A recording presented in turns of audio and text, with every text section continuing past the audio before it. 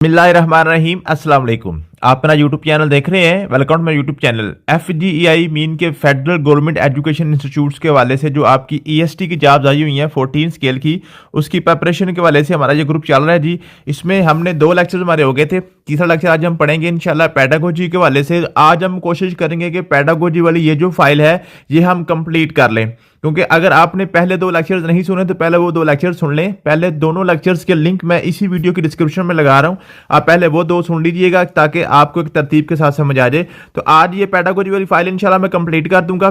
कल इंशाल्लाह आपको एक न्यू फाइल शेयर कर दूंगा।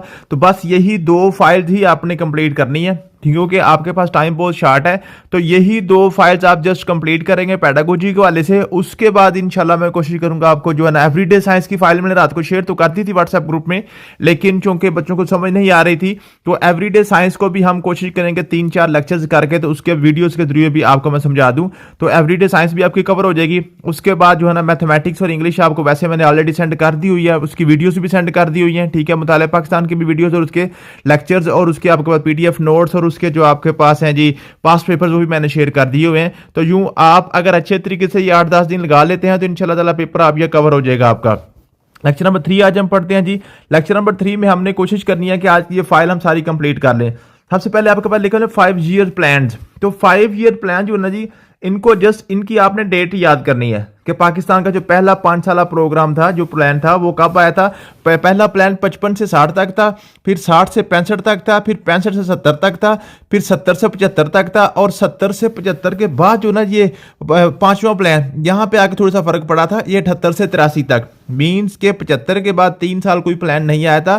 तो यहाँ से वो पूछता है कि आपका जो 5वां प्लान जो है पाकिस्तान का 5 ईयर प्लान, 5 ईयर प्लान जो है ना वो कब आया था, 1978 से 83 तक आया था। ठीक है जी। फिर 83 से आपके पास 88 तक, फिर 88 से 93 तक आया था। ठीक है। उसके बाद 93 से 98 तक, फिर 98 से 2003 तक। ठीक है। तो ये आपके पास टोटल अभी तक जो आपके पास है 9th 5 ईयर प्लान पाकिस्तान के आए हैं। ठीक है। तो आपने ये याद करना है, सबसे पहले आपने 55 से मीन के 55 से 5-5 साल का आप वक्फा डालते जाए। तो पहला आपका प्लान 55 से आ गया। उसके बाद 5वां प्लान जो है 3 साल लेट हुआ था, 78 में हो गया था। उसके बाद फिर आपने 5-5 का गैप डाल के, तो ये आपने सिर्फ 5 ईयर प्लान आपने करने हैं। और उसके बाद इन हर प्लान के मैं छोटे छोटे पॉइंट्स भी लिखे हुए हैं, इनको आप पढ़ेंगे तो इंशाल्लाह ताला आपको समझ आ जाएगी। किसी किस्म की समझाने वाली बात नहीं है, बिल्कुल आसान सा आपने याद ही करना है। उसके बाद आपने कॉन्स्टिट्यूशन के हवाले से बात याद करनी होती है कि पाकिस्तान के कॉन्स्टिट्यूशन जो है ना जी, पाकिस्तान के जो आइन है उसमें एजुकेशन के हवाले से कहां कहां पे कौन कौन सा आर्टिकल है, ये भी क्वेश्चन पूछ लेता है। तो 1956 का पाकिस्तान का पहला आइन था। ठीक है। उसमें आर्टिकल जो 18 था ना जी, आर्टिकल 18 वो एजुकेशन के मुतालिक था। ठीक है। वो पूछ लेगा कि 1956 के कॉन्स्टिट्यूशन ऑफ पाकिस्तान में कौन सा आर्टिकल था, वो एजुकेशन के अकॉर्डिंग था। ठीक है। जो एजुकेशन के वाले था आर्टिकल 18 था। The state shall endure to provide free and compulsory primary education to all children within 10 years. तो इसके मुताबिक जो जनाब आपके पास जो ना जी सिर्फ प्राइमरी एजुकेशन फ्री थी, बाकी एजुकेशन फ्री नहीं थी। उसके बाद कॉन्स्टिट्यूशन 1962 1962 का आइन आ जाता है। उसमें आपके पास आर्टिकल 6 था, आर्टिकल 6 था जनाब एजुकेशन के हवाले से। ठीक है जी। उसके बाद 1973 आ जाता है। 1973 में आपके पास आर्टिकल 25A और 37B, ये 2 आर्टिकल और 38D, ये आपके पास 3 आर्टिकल हैं जो आपके पास होते हैं एजुकेशन के हवाले से। ये आपने इनके नाम याद कर लेने हैं। तो बेसिकली ज्यादातर आपके पास 25A ही पूछता है। ठीक है। फिर की अमेंडमेंट्स आपके पास हैं। तो आपके पास 18th अमेंडमेंट में, ये 2010 में आई थी, उसमें आर्टिकल 25A में अमेंडमेंट की गई थी। और ये आपके पास जो एजुकेशन का निज़ाम था ये फेडरल से फिर ये इसको प्रोविंशियल गवर्नमेंट्स को दे दिया गया था। ये सूबाई हुकूमतों के सपुर्द एजुकेशन को कर दिया गया था। ठीक है जी। उसके बाद आपके पास है जी जो लिटरेसी रेट्स, 1951 में पाकिस्तान का लिटरेसी रेट 16.4 था, फिर 26.2 हो गया 1981 में, 1998 में 43.9 हो गया और 2023 में 60% हो गया। तो यूं आपने ये जो है स्टैटिस्टिक्स याद कर लेने हैं। उसके बाद लेक्चर नंबर 5 में हमने पढ़ना है टीचिंग मेथड। यहां से आपकी बेसिकली पेडागोजी स्टार्ट हो जाएगी। ठीक है। अब चूंकि आपका जो 20 मार्क्स है ना जी, 20 मार्क्स आपका पेडागोजी का आना है, पेडागोजी का। तो पेडागोजी बेसिकली आपकी यहां से स्टार्ट हो रही है। ठीक है। ये जो ऊपर हमने जितना भी पढ़ा है ये सारे के सारा आपका एजुकेशन हिस्ट्री के हवाले से था। तो यहां से आपके 2 या 3 क्वेश्चन ही बनेंगे, बेसिक क्वेश्चन आपके यहां से बनने हैं। पेडागोजी यहां से आपकी स्टार्ट होने लगी है। ठीक है। अब आपके यहां से 15 से 16 क्वेश्चन यहां से बनने हैं, इसको आपने अच्छे तरीके से देख लेना है। ठीक है जी। चलते हैं जी।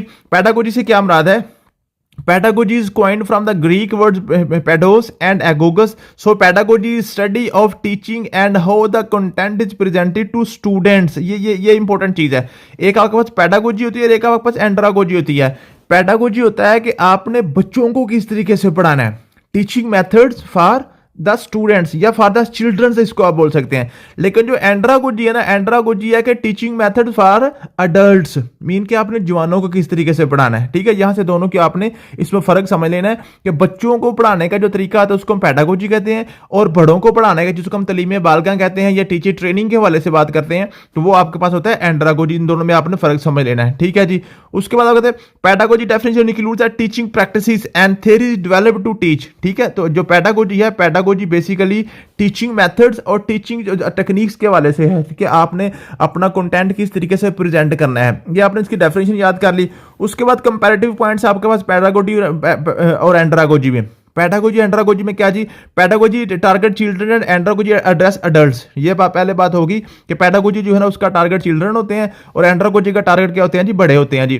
Pedagogy is often teacher centred while andragogy is learner centred. ठीक है जी, आपके पास पेडागोजी जो होती है वो टीचर सेंटर्ड होती है और एंड्रागोजी लर्नर सेंटर्ड। क्या मतलब है, जो आपके पास पेडागोजी है, क्योंकि आपने बच्चों को पढ़ाना होता है तो बच्चे आपके पास क्या होते हैं, वो इमेच्योर होते हैं, बच्चों को नहीं पता होता कि आपने अपने अच्छे बुरे का पता नहीं होता। ठीक है जी, इसलिए यहाँ पे जो आपके पास मेन पावर होती है वो टीचर के पास होती है।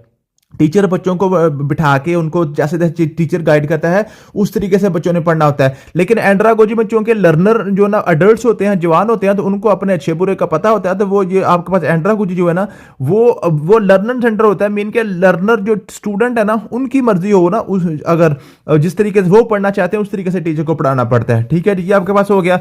उसके बाद जी andragogy respects adults learner autonomy more than pedagogy. ठीक है जी, तो आपके पास है जी जो आपके पास एंड्रागोजी ना उसमें लर्नर्स ऑटोनॉमी ज्यादा होती है, मीन के जो लर्नर की पावर होती है वो एंड्रागोजी में ज्यादा होती है।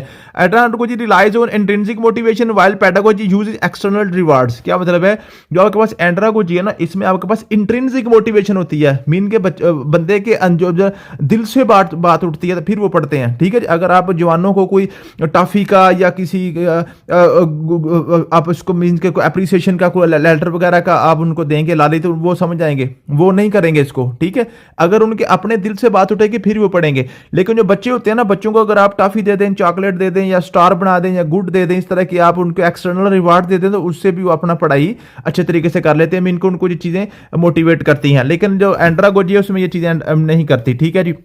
उसके बाद जी एंड्रागोजी रिलाइज ऑन इंट्रिंसिक, ये हो गया जी। टीचिंग मेथड्स इन पेडागोजी में includes story telling and play, whereas andragogy emphasizes real world applications. ठीक है जी, आपके पास जो आपके पास पेडागोजी है ना वो आपने के स्टोरी टेलिंग वगैरह या प्ले वगैरह इसके जरिए पे आप पढ़ा सकते हैं। लेकिन एंड्रागोजी में आपने क्या करें, रियल वर्ल्ड एप्लीकेशन वो ज्यादा फैसिनेट करती हैं लर्नर्स को। ठीक है जी। उसके बाद आपके पास होता है टेक्सोनॉमी। टेक्सोनॉमी, दो इंपॉर्टेंट टेक्सोनॉमी होती है, यहां से आपका मैक्सिमम पेपर आता है। ठीक है जी। अब टेक्सोनॉमी क्या जी, टेक्सोनॉमी है जी, taxonomy is a set of hierarchical models that is applied to classify educational learning goals और objectives into a certain level of complexity. क्या मतलब है कि ये आपके पास एक हायरार्किकल मॉडल है। हायरार्किकल मॉडल होता है एक स्टेप बाय स्टेप एक आपके पास वे आउट होता है, एक तरीका होता है कि आपने कैसे कैसे बच्चों को पढ़ाना है।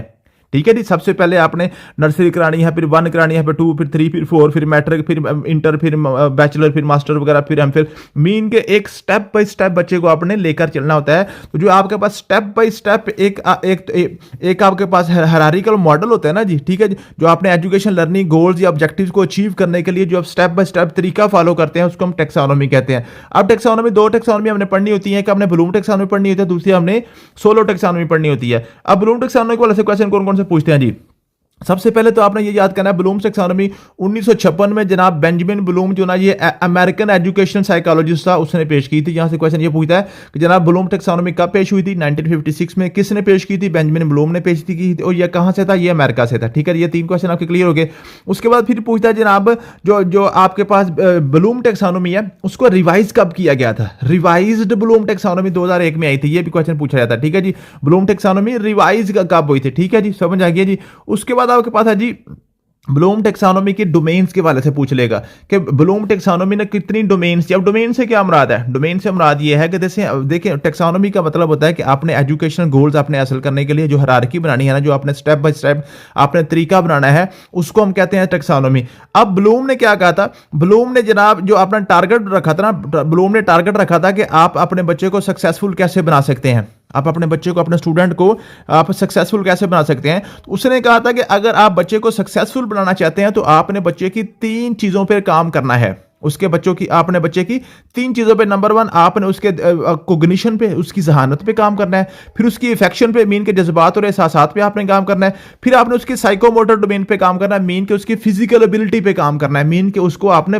एक्सपेरिमेंटल कोई हुनर सिखाना है। ठीक है जी, आपने 3 चीजों पे काम करना है। नंबर 1 उसकी जहानत, नंबर 2 उसके जज्बात और एहसासात, और नंबर 3 उसकी जनाब प्रैक्टिकल वर्क। ठीक है जी, तो उसने कहा था कि आपने 3 चीजों पे बच्चों पे काम करना होता है। तो ये उसकी डोमेन थी। तो 3 डोमेन थी। नंबर 1 आपका कोग्निटिव डोमेन थी, कोग्निटिव डोमेन जो उसने बयान की थी 1956 में। ठीक है जी, फिर इफेक्टिव डोमेन 8 साल के बाद 1964 में, और फिर साइकोमोटर डोमेन फिर 8 साल बाद 1972 में। तो अगर आप 1956 का फिगर याद कर लेते हैं, फिर 8 उसमें जमा करते जाए, तो आपके पास ये तीनों आपको डेट से याद हो जाएंगे। ये क्वेश्चन बड़ी इंपॉर्टेंट पूछ लेता है। ठीक है जी, फिर वो क्वेश्चन पूछेगा कि जनाब जो आपके पास ब्लूम टेक्सोनोमी है, उसकी जो कोग्निटिव डोमेन है वो किसके मुतालिक है? तो कोग्निटिव डोमेन आपकी किसके हवाले से है? आपके पास है knowledge based domain consisting of 6 levels. ठीक है, ये आगे बात करते हैं। जो आपकी ब्रेन के हवाले से है, जो मेंटल एबिलिटीज के हवाले से, जो जहानत के हवाले से ना, जो नॉलेज के हवाले से है, वो आपके पास कोग्निटिव डोमेन है। और जो आपके पास अफेक्टिव डोमेन है ना, ये आपके पास है, ये आपके पास है एटीट्यूडल बेस्ड। एटीट्यूडनल मीन के जो बच्चे के एटीट्यूड और उसके बिहेवियर के वाले से ना जी, उसको हम कहते हैं जी, उसके अफेक्शन जो जज्बात के वाले से, उसको हम अफेक्टिव डोमेन कहते हैं। और साइकोमोटर डोमेन जो है ना जी, इसके आपके पास ये स्किल बेस्ड डोमेन है, skill based hand on work. ठीक है जी, प्रैक्टिकल वर्क के वाले से आपके पास ये साइकोमोटर डोमेन है। अब इनके जो लेवल्स हैं वो पूछता है बार बार। आपके पास कोग्निटिव डोमेन है, उसके 6 लेवल्स हैं। ठीक है जी, अफेक्टिव डोमेन के आपके पास 5 लेवल्स हैं, और आपके पास साइकोमोटर डोमेन के आपके पास 7 लेवल्स हैं। आप इसको इस तरीके से भी याद सकते हैं, 657 ये फिगर भी याद कर सकते हैं, या दरमियान में 5 इधर 6 इधर 7, इस तरीके से भी आप याद कर सकते हैं। ऊपर आप लिखते हैं जी कैप, आप कैप लिखें, कैप लिखे ना, C for cognitive, A for effective, और पी फॉर साइकोमोटर। ठीक है जी, पी फॉर साइकोमोटर डोमेन। ठीक है, आप कैप मीन के बच्चे के ऊपर आपने कैप पहनानी है। ठीक है, बच्चे को आपने सक्सेसफुल मीन के कामयाबी की कैप पहनानी है। C for cognitive, A for effective, और पी फॉर साइकोमोटर। तो सी के आपके पास 6 लेवल्स हैं, अफेक्टिव के आपके पास 5 लेवल्स हैं, और साइकोमोटर के आपके पास 7 लेवल्स हैं। तो ये आपने लेवल्स भी, इनकी तादाद भी याद कर लेनी है। उसके बाद फिर आपने लेवल्स के नाम भी याद करने होते हैं। यहां से क्वेश्चन बहुत इंपॉर्टेंट, बड़े ज्यादा क्वेश्चन पूछता है वो। ठीक है, और इसके आपने क्या करना है, इसकी तरतीब भी आपने याद करनी होती है। अब आपके पास जो कोग्निटिव डोमेन है, कोग्निटिव डोमेन के आपके पास 6 लेवल्स हैं। इनके अपना नाम याद करना है, नॉलेज, कॉम्प्रिहेंशन, और आपके पास एप्लीकेशन, एनालिसिस, सिंथेसिस और एवेल्युएशन। ठीक है जी, KCAASE, इस तरीके से आप याद कर सकते हैं, KCAASE, KCAASE। ठीक है जी, KCAASE, K for knowledge, C for comprehension, A for application, A for analysis, S for synthesis, और E फॉर एवेल्युएशन। ठीक है, तो ये आपके पास इसके 6 लेवल्स हो गए। अब 6 लेवल्स हो गए। ठीक है जी, उसके बाद आपने क्या करना है, फिर आपने याद करना है रिवाइज्ड ब्लूम टेक्सोनोमी। अब जो रिवाइज्ड ब्लूम टेक्सोनोमी वो 2001 में आई थी, और ये किसने की थी? ये उसका ही लॉरेन एंडरसन जो ना, वो बेंजामिन ब्लूम का ही शागिर्द था। उसने जनाब 2001 में जना के इसको उसने रिवाइज कर दिया। उसने कहा था कि जनाब जो आपके पास कोग्निटिव डोमेन है ना, इसके लेवल्स की तरतीब ठीक नहीं है। उसने कहा था कि इसके लेवल्स की तरतीब ठीक करें। ठीक है, तो ये भी क्वेश्चन पूछा जाएगा कि जो आपके पास जो ब्लूम टेक्सोनोमी है, उसमें जो रिवाइज की गई थी ब्लूम टेक्सोनोमी, तो कौन सी डोमेन में रिवीजन हुई थी? तो सिर्फ कोग्निटिव डोमेन में रिवीजन हुई थी। अब उसने रिवीजन में क्या किया था? उसने कहा था कि जनाब ये जो आपके पास है ना जी, जितने भी आपने ये इसके लेवल्स हैं, जिसके इतने लेवल्स हैं ना, आप क्या करें, आपने पहले नाउन लिखे हुए ना, नाउन, नॉलेज लिखा हुआ है, कॉम्प्रिहेंशन लिखा हुआ है, एप्लीकेशन लिखा हुआ है। उसने कहा था ये नाउन को वर्ब में चेंज करें, नाउन को वर्ब में चेंज कर दें, नॉलेज को रिमेंबरिंग कर दें, या नोइंग भी कह देते हैं इसको, कॉम्प्रिहेंशन को अंडरस्टैंडिंग कहते हैं, एप्लीकेशन को अप्लाइंग कहते हैं, एनालिसिस को एनालाइजिंग कहते हैं, सिंथेसिस को वैल्यूएटिंग कहते हैं, और वैल्यूएशन को क्रिएटिंग कहते हैं। ठीक है, तो उसने एक तो काम यह किया था कि जो आपके पास जो जितने भी नाउन्स थे ना, जिसके 6 लेवल थे, उनके नाम को आपने उसने क्या किया था, वर्ब में चेंज कर दिया था। और जो आपके पास आखिरी 2 लेवल थे ना, सिंथेसिस और वैल्यूएशन, इनको उसने आपस में इंटरचेंज कर दिया था। वैल्यूएशन को वो ऊपर ले गया था, सिंथेसिस को उसने नीचे ले आया था। था, ठीक है जी। क्या किया था उसने, पहले आपके पास ये था ना KCAASE, ठीक है। तो उसने अब क्या किया था, ये केस आपने उसने रिमेंबरिंग या नोइंग कर दिया, सी कॉम्प्रिहेंशन तो उसको उसने अंडरस्टैंडिंग कर दिया, ए एप्लीकेशन तो उसको उसने अप्लाइंग कर दिया, ठीक है जी। और उसके बाद ए एनालिसिस तो उसको एनालाइजिंग कर दिया, और एस फॉर आपके पास सिंथेसिस था ना, और इसको उसने कर दिया क्रिएटिंग, इसको कर दिया क्रिएटिंग, और ई से फॉर वैल्यूएशन इसको कर दिया वैल्यूएटिंग, लेकिन क्रिएटिंग को एंड पे ले आया और वैल्यूएशन को 5वें नंबर पे ले गया। मीन के आखिरी जो दो थे उनको आपस में इंटरचेंज कर दिए, छठे को 5वें पे, 5वें को 6वें पे ले गया। और दूसरा काम उसने क्या किया, तमाम नाउन्स को उसने किस में चेंज कर दिया, वर्ब्स में चेंज कर दिया। तो ये आपके पास होती है, इसके पास है ना, ये ओल्ड वर्जन है और ये न्यू वर्जन है, ठीक है। ये भी आपने याद करना, दोनों में से बड़ा बहुत इंपॉर्टेंट है, यहां से क्वेश्चन आपके लाजमी पेपर में आएंगे। उसके बाद आपके पास आती है इफेक्टिव डोमेन। अब इफेक्टिव डोमेन क्या जी, अब अच्छा यहां से जो ना आपकी इनके अंदर से इनकी जो है ना आपके पास है, इनकी आपने डिटेल भी याद कर लेनी है, डिटेल भी याद आपने कर लेनी है, ठीक है। वो कहेगा कोई आपके पास कोग्निटिव डोमेन का वो कौन सा लेवल है जिसमें आपके पास जस्ट नॉलेज की बात होती है, सिर्फ बच्चा जो है ना वो रिमेंबर करता है, याद करता है, चीज़ों को रट्टा लगाता है, वो नॉलेज होता है। फिर होता है कंप्रीहेंशन, मीन के जब बच्चे के पास कोई भी नॉलेज होता है उसके हवाले से उसको 2-3 क्वेश्चन भी करें तो उसको वो कंप्रीहेंशन कर सकता है, आंसर क्वेश्चन भी कर सकता है, ठीक है, जिसको कंप्रीहेंशन कहते हैं। फिर कहते हैं एप्लीकेशन, मीन जो भी उसके पास नॉलेज है उसको रियल वर्ल्ड में अप्लाई भी कर सकता है, ठीक है जी। फिर एनालिसिस क्या जी, एनालिसिस मीन कि आप उसके पास जो ना 2-3-4 जो ना इकट्ठे कोई भी उसको आप कोई भी आप 2-4 इकट्ठे उसको क्वेश्चन दे दें किसी भी टॉपिक के हवाले से, जो भी उस टॉपिक पढ़ रहा है उनका वो एनालिसिस कर सकता है, मीन को उनको तोड़ सकता है, उनको आप छोटे सब टॉपिक्स में वो तोड़ सकता है। फिर सिंथेसिस होता है छोटे छोटे टॉपिक्स को जोड़ना, मीन के छोटे छोटे टॉपिक्स को मिलाकर एक नया टॉपिक तैयार कर लेता है, वो बड़ा से कोई भी आइडिया, कोई भी कंसेप्ट वो खुद से वो बड़ा आइडिया बना सकता है, ठीक है। और एक होता है वैल्यूएशन, वैल्यूएशन होता है कि आप जो भी उसको पढ़ा रहे हैं उसको वैल्यूएट कर सके, क्या वो सही पढ़ रहा है या गलत पढ़ रहा है, ठीक है। तो ये सारी की सारी उसकी जो ना ये उसके लेवल्स भी होते हैं, ये मैंने नीचे डिटेल से भी लिखे हुए हैं, ठीक है। उसके बाद आपके पास आ गया जी इफेक्टिव डोमेन। अब इफेक्टिव डोमेन के आपके पास 5 लेवल्स हैं, इफेक्टिव डोमेन के आपके पास 5 लेवल्स हैं। इसमें आपके पास सबसे पहला इसको रिसीविंग, फिर एक रिस्पॉन्डिंग, फिर वैल्यूइंग, फिर ऑर्गेनाइजिंग, फिर आपके पास इंटरलाइजिंग, ठीक है जी। इसको हम कहते हैं जी रिसीविंग, सबसे पहले RVOC, इस तरीके से इसको मैंने याद करवाया था, ठीक है। RVOC, R for receiving, R for responding, V for valuing, O for organizing, ठीक है। और C जो है ना C को आप इंटरलाइजिंग भी कह सकते हैं, अडॉप्टिंग भी कह सकते हैं, ठीक है जी।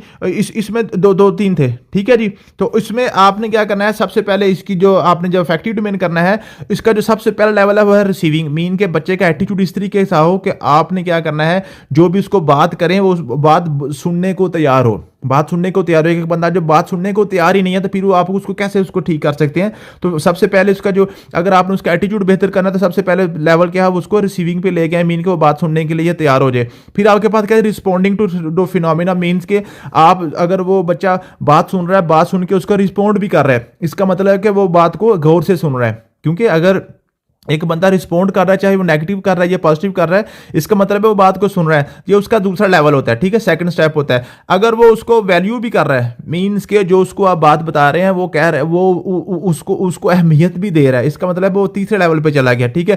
फिर क्या होता है ऑर्गेनाइजिंग, ऑर्गेनाइजिंग होता है कि जो भी आप उसको बातें कर रहे हैं वो ऑर्गेनाइज करके उनको इकट्ठा करके तरतीब लगा के अपने पास रख रहे हैं, उनमें से अच्छी अच्छी चीजें जो हैं जो उसके मुतल्लिक हैं वो इकट्ठी कर रहा है, बाकी वो छोड़ रहा है, तो वो अपने अब चौथे लेवल पे पहुंच गया। अगर इंटरलाइजिंग वैल्यूज मींस के अगर वो जो आपने उसको अच्छी अच्छी बातें बताई हैं उन पे वो अमल भी करना शुरू कर देता है, उनके ऊपर वो अमल भी करना शुरू कर देता है, तो फिर समझने के वो उसका एटीट्यूड आपने बिल्कुल ठीक कर दिया, वो एटीट्यूड के 5वें लेवल पे पहुंच चुका है। तो ये उसके इफेक्टिव डोमेन होती है। फिर आपको पता है साइकोमोटर डोमेन। अब साइकोमोटर डोमेन में क्या होता है जी, साइकोमोटर डोमेन के आपके पास 7 लेवल्स होते हैं। सबसे पहले प्रिसेप्शन।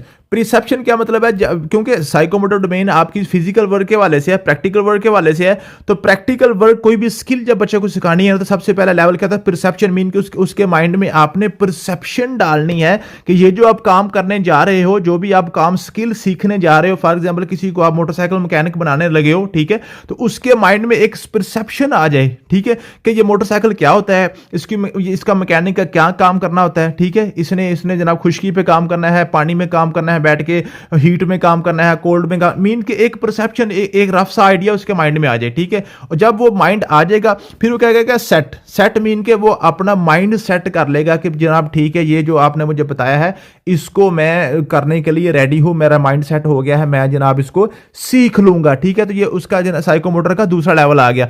फिर अगर वो गाइडेड रिस्पॉन्स करना शुरू कर देता है, मीन के जो आप उसको समझाते हैं, फॉर एग्जांपल आप उसको मोटरसाइकिल मैकेनिक बना रहे हैं, तो जो आप उसको गाइड करते हैं कि मीन कहते हैं कि ये वाला नट खोल दो, ये वाला बोल्ट खोल दो, तो आपकी गाइडेंस के मुताबिक वो काम करना शुरू कर देता है, प्रैक्टिकल वर्क कोई भी लैब में काम करना शुरू कर देता है। इसका मतलब है वो तीसरे दर्जे पे आ गया, ठीक है जी। उसके बाद जी मैकेनिज्म का क्या मतलब है कि वो उसके मैकेनिज्म को समझना अगर शुरू कर देता है, मीन्स के जो आपने उसको समझाया है वो जस्ट लकीर का फकीर नहीं है, बल्कि वो खुद उसको समझ के करना शुरू कर देता है। समझ के मीन कि वो मैकेनिक हो गया। मैकेनिक इसको कहते हैं जो किसी भी अपने टीचर या उस्ताद के सामने खुद समझ के काम कर रहा है। ऐसे नहीं है कि वो लकीर का फकीर नहीं है, बल्कि वो जो काम कर रहा है कर तो अपने उस्ताद से पूछ कर आया है, लेकिन उसको एक समझ के साथ कर रहा है, वो मैकेनिक है। उसको बताता है complex over response. Complex over response होता है कि आप अब जो अगर वो जनाब क्या कहता है जी, आप वो जो ना अब अपने उस्ताद से पूछे बगैर भी वो रिस्पॉन्स कर रहा है।